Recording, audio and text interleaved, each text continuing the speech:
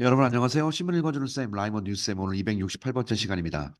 자, 며칠 전에 우크라이나의 젤렌스키 대통령이 CNN과 기자회견을 했습니다. 아니, 기자회견이 아니라 이제 대담을 했는데요. 그 이야기에서 앞으로 이제 향후 당선될 가능성이 높은 트럼프에 대해서 이야기하면서 트럼프가 푸틴을 굉장히 모른다라고 얘기하면서 미국에 대한 전폭적인 지지를 당부하는 그런 CNN과의 인터뷰를 했습니다. 그 관련된 이야기가 CNN에 올라와서요. 이제 그 내용을 한번 좀 요약해서 여러분들에게 소개를 해드리도록 하겠습니다.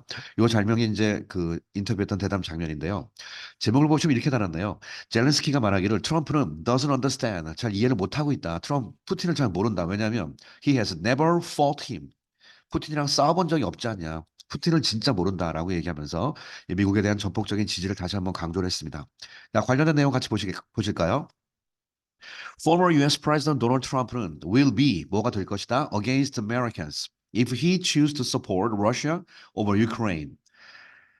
자, 트럼프 대통령이 against Americans, 미국과는 반대적인 입장에 서 있는 그런 사람이 아마 될지도 모른다. 만약에 그가 choose to support 러시아를 서포트한다고 해버리면 사실 트럼프랑 푸틴이랑 관계가 좀 좋거든요. 그래서 트럼프가 푸틴을 좀 지지한다 이런 식으로 얘기해버리면 예, against Americans가 될 것이다라고 얘기했어요. over Ukraine에 대해서라고 프레지던트 볼로디미르 젤렌스키가 told CNN Sunday 일요일 날 CNN에 이렇게 밝혔습니다. In a stark warning. 스타크가 굉장히 그 제가 단어 써놨죠. 굉장히 강한, 진짜 순전한 그런 뜻이기 때문에 굉장히 강력한 경고로서 얘기했습니다. As his country enters a third year of full-scale war. 자, 지금 우크라이나가 여기 보면 a third year가 세 번째, 벌써 3년이 지났네요, 횟수로. of full-scale war. 전면전을 개시한 지 3년이 지난 해, 3년에 들어갔죠. 2월 24일 날 전쟁했습니다. 예, 벌써 3년째 접어들고 있죠. 자, 이런 상황에서 이렇게 이야기를 했습니다. 자, speaking to CNN's Kathleen Collins in Kiev. 자, 직접 키예프에서 예, CNN에 있는 캐틀린 콜린스라는 사람에게 이제 이야기하면서 as the war reaches a pivotal moment.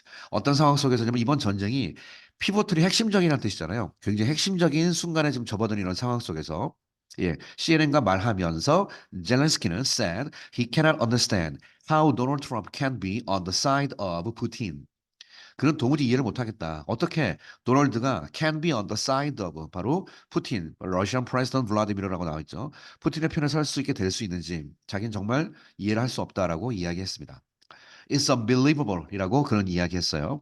Trump, who is on the verge of becoming the Republican presidential nominee after winning the South Carolina Republican primary, has in the past refused to say whether he wants Russia or Ukraine to win the war.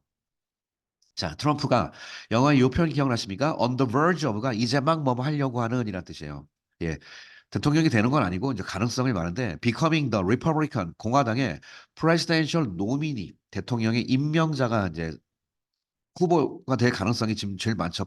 이제 되기 바로 일보 직전이라는 상황이에요. After winning 이기고 나서 자, 사우스캐롤라이나의 Republican primary가 미국의 대통령 예비 경선이 있거든요. 예, 거기에서 예, 승리를 하고 나서 이제 될 가능성이 가장 높은 트럼프를 얘기하는 거예요. 트럼프는 has in the past 여기에 has 다음에 in the past는 중간에 낀 말입니다. 과거에 역시 현재 완료로 has refused to say 이런 걸 말하는 걸 거부해왔죠. 뭘 말하냐? Whether 그가 바로 러시아를 지원하냐? 러시아가 혹은 우크라이나가 win the war 어느 쪽이 이길지 알지라고 말하는 것 자체를 거부한 적이 있다. 이 말을 암묵적으로 예, 우크라이나 편을 드는 것이 아니라 푸틴의 편을 드는 것이다라고 이제 젤렌스키는 이야기를 하는 것 같아요. 젤렌스키는 said 말하기를 that he believed that Trump who also claimed he would end the conflict in one day if elected. 이런 얘기를 한번 했었죠. If he elected, 그가 if he is 생략하고 선출되면 in one day, 어느 날 한 특정한 한 날에 정말 하루 만에라고 이제 표현을 한 적이 있었는데 이번 end the conflict, 이번 갈등, 전쟁을 끝내고 싶다라고 주장한 적이 있었거든요. 트럼프가.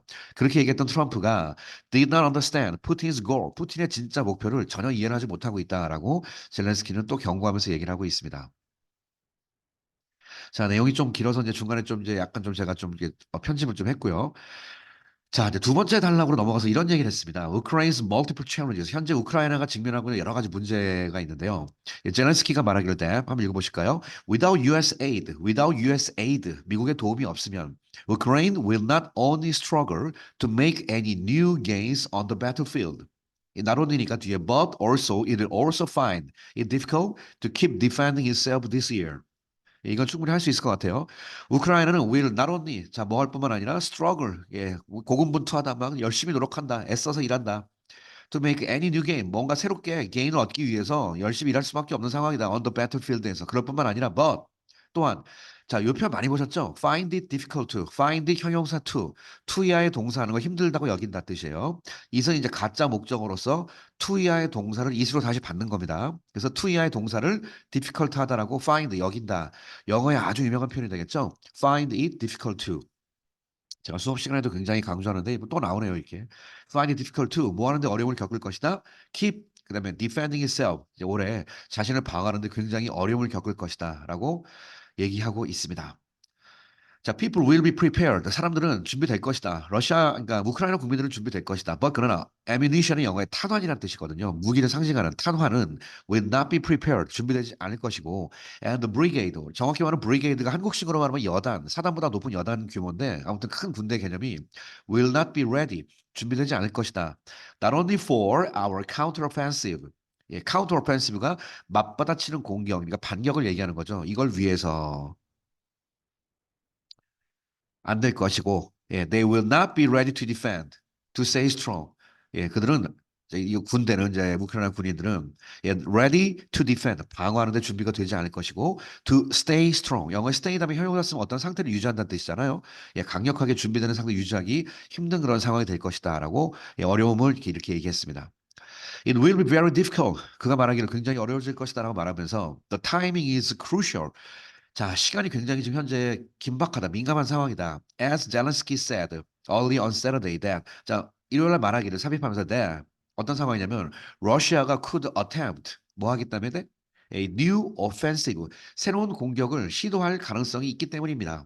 As early as late May 8월 아니 5월 초쯤 되면은 이 표현 as early as 그때쯤이란 뜻이거든요. 그때 초반쯤 as early as late May 자 5월 말쯤 빠르면 5월 말쯤 얘기하는 거예요. 빠르면 5월 말쯤 새로운 공격을 준비할 가능성이 있기 때문에 상황이 굉장히 민감하다라는 뜻입니다.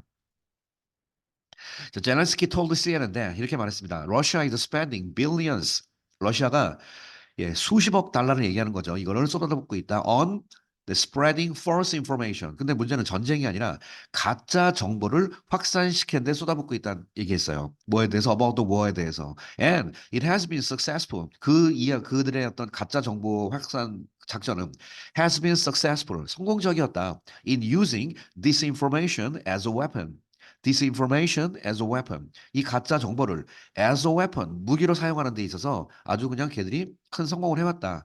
And in influencing the debate in the US. 미국에서 협상하는 데 있어서 영향을 끼치는데 굉장히 성공을 해왔다. 즉 가짜 정보가 뭐냐 봤더니 inflating the number of Ukraine casualties라고 얘기하네요. casualties가 사상자라는 뜻이거든요.